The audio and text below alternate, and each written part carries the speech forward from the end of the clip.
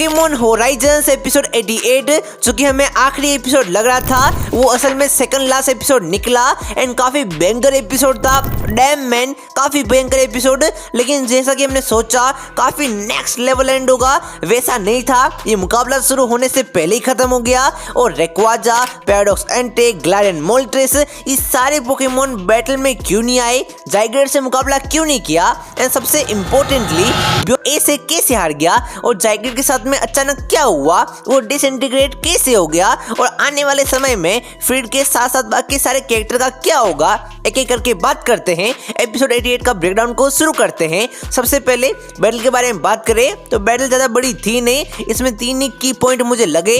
पहला, लिको ने एमेथ्यू को बचाया, ये काफी अच्छा कॉल बैक था रेक्वाजा वाले बैटल का, जिसके अंदर एमेथ्यू आता है और लिको को बचाता है ड्रैको मीटियोर से। ओ माय गॉड, यहाँ पे लिको ने अपने कर्ज को अदा कर दिया। और दूसरा, सेल्वेज पोकेमोन ने पोर्टल बनाया और वो जमीन के अंदर गए एंड आसमान से जाइग्रेड के ऊपर हमला किया। वो डैम ऑसम था यार। स्ट्रेटेजी का जो ये यूज कर रहे हैं माइंड ब्लोइंग, जैसे कि इनके पास कोई भी सुपर इफेक्टिव अटैक नहीं था जाइग्रेड के ऊपर, लेकिन इन्होंने फैसला किया कि रोई का चार्मिंग वॉइस जो है वो अपन यूज करेंगे क्योंकि वो फेयर टाइप अटैक है और वो ड्रैगन जाइग्रेड के ऊपर सुपर इफेक्टिव होगा। तो तुम सोच रहे हो ना, ये जो पोकेमोन होराइजन से वो गेम के एलिमेंट, टाइपिंग को और बाकी सारी चीजों को कितना सीरियसली लेते हैं, जो कि मुझे काफी अच्छा लगा। और तीसरा और सबसे आखिरी, सबसे इम्पोर्टेंट एंड बेस्ट सीन पूरे एपिसोड का, और वो था म्याउस्कर्डा का इवोल्व होना। ओ माय गॉड, जिस तरीके से ये इवोल्व हुआ मुझे अपने लेजेंड ग्रीनिंजा की याद आ गई।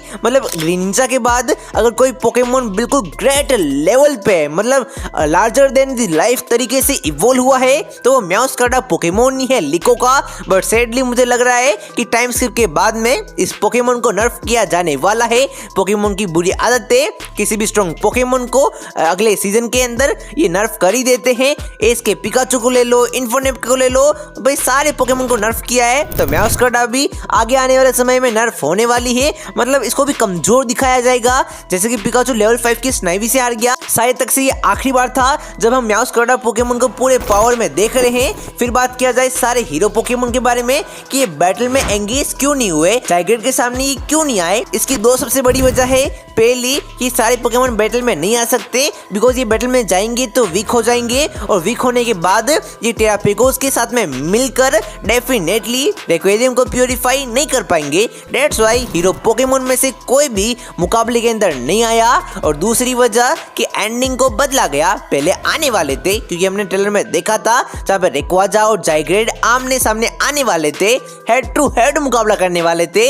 ये होता असली मुकाबला। हम डे 1 से जाइग्रेड और रेक्वाजा का मुकाबला देखना चाहते थे, लेकिन हमको मिला जाइग्रेड वर्सेस चुन्नू मुन्नू बच्चों का मुकाबला। हाँ वो अच्छा था, लेकिन मैं देखना चाहता था रेक्वाजा और जाइग्रेड का मुकाबला। यहाँ पे एंडिंग को चेंज कर दिया गया, जैसे कि हमको पोकेमोन जर्नी सीरीज के अंदर दिखाया जाने वाला था कि एस का लुकारियो एंड लियोन का चाइजर आमने सामने आएंगे, लेकिन वहां पे हमको लियोन का चाइजार्ड और एस का पिकाचू को आमने सामने दिखाया गया। उसी की तरीके से यहाँ पर भी एंडिंग को बदल दिया गया, लेकिन एंडिंग काफी मजेदार थी एंड साइकोलॉजिकली वो तुम सोचोगे तो काफी अच्छी थी।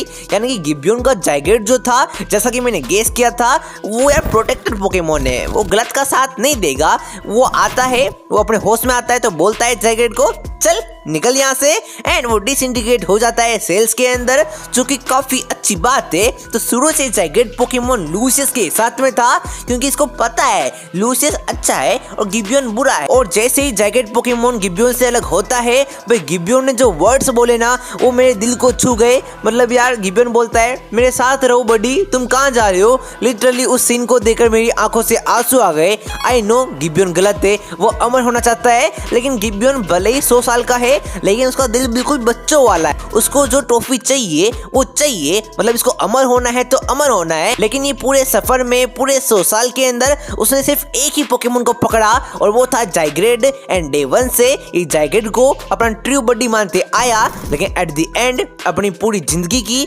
सबसे बड़ी लड़ाई में जाइग्रेड पोकेमोन ने इसको धोखा दे दिया। लिटरली अगर तुम गिब्योन के पॉइंट ऑफ व्यू से सोचो तो इसको जिंदगी भर से बस धोखे और धोखे मिलते आए हैं। सबसे पहले लूसियस एंड रिचल ने इसको धोखा दिया, जिसको ये अपना बेस्ट फ्रेंड मानता था, और फिर इसके सन इन लॉ एंड एमेथियो ने धोखा दिया, एंड अब इसके जाइगेट ने भी धोखा दे दिया। बाकी सारे तो इंसान है, इंसान होते ही सांप है, लेकिन यार गिब्योन तो कुत्ता पोकेमोन था, इसको तो लॉयल होना चाहिए था, लेकिन फिर भी ये डिसलॉयल निकला गिब्योन के लिए। एंड लिटरली यार मैं चाह रहा था कि यार गिब्योन को यार हार जाए, गिब्योन हारे, लेकिन जाइगेट इसको ऐसे धोखा ना दे भाई। यार वो इमोशनली भाई यार गिब्योन को कितना बड़ा ट्रॉमा मिल गया होगा कि मेरा पोकेमोन जिसके लिए मैंने सब कुछ तबाह करना चाहा, वो पोकेमोन ने मुझे धोखा दे दिया, जो कि काफी बुरी बात है। तुम सोचो गिब्योन कितना ज्यादा ट्रस्ट करता था अपने जाइगेट के ऊपर कि यार वो दूसरा पोकेमोन लेके भी नहीं आया, वो चाहता तो यार किसी भी पोकेमोन को पकड़ सकता था।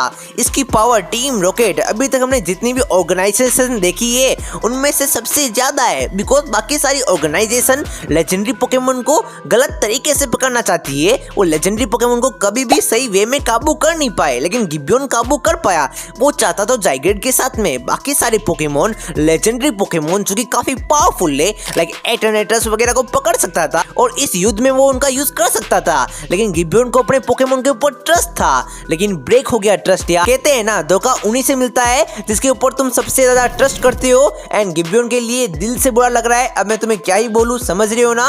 एंड इसके अलावा लूसियस यहाँ पे ज्ञान फैलता है कि पावर ऑफ बॉन्ड के कारण हम जीते, ये चीज मुझे काफी बेकार लगती है। ये फॉर्मूला बाकी सारी सीरीज मूवीज भी यूज करते हैं कि एक विलन है जो कि 100 सालों से हार्ड वर्क कर रहा है, ट्रेनिंग कर रहा है, और वो at the end power of friendship से हार जाते हैं। ये कैसे संभव है यार। गिब्योन बोलता भी है तुम क्या पकड़े हो बे, साइंस ये चीजों को नहीं मानती है। एंड लिटरली गिब्योन यहाँ पे सबसे ज्यादा सेंसिबल बंदा लगा मुझे, बिकॉज अगर हम लॉजिकल वे में सोचे तो गिब्योन यहाँ पे हार ही नहीं सकता था, उसको प्लॉट डिवाइस के कारण हराया गया। एंड फिर यहाँ पे गिब्योन का जो एक्सप्रेशन है, उसको जो गुस्सा आता है कि तू लूसियस तेरे कारण से मैं दोबारा हार गया, तेरे ब्लड लाइन के कारण में हारा।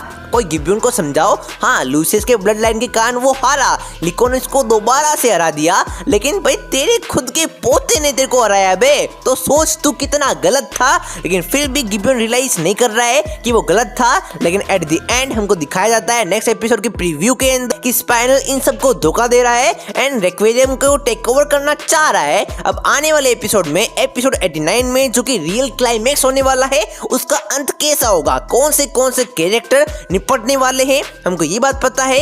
लिकोरोइडोड बच जाएंगे, लेकिन बाकी सारे character like Friede, Amethio, Spinel, Sango, Onix, Gibeon, Lucius, hero Pokemon, इन सब का क्या होगा, वो सारी चीजों को जानने के लिए नेक्स्ट वीडियो का वेट करो जो कि कल आएगा। उसके अंदर अपन एपिसोड 89 के बारे में बात करेंगे कि इसका असली अंत कैसे होगा। और वीडियो को एडिट करते वक्त मेरे दिमाग में एक बात क्लिक हुई कि जाइगेट पोकेमोन डॉग फॉर्म में 10% फॉर्म में था, तब तक वो लॉयल था, लेकिन जैसे ही वो 50% फॉर्म यानी कि स्नेक फॉर्म में गया, वो डिसलॉयल हो गया। वो कहावत सच है कि डॉग हमेशा वफादार होते हैं और स्नेक हमेशा स्नेक ही होते हैं।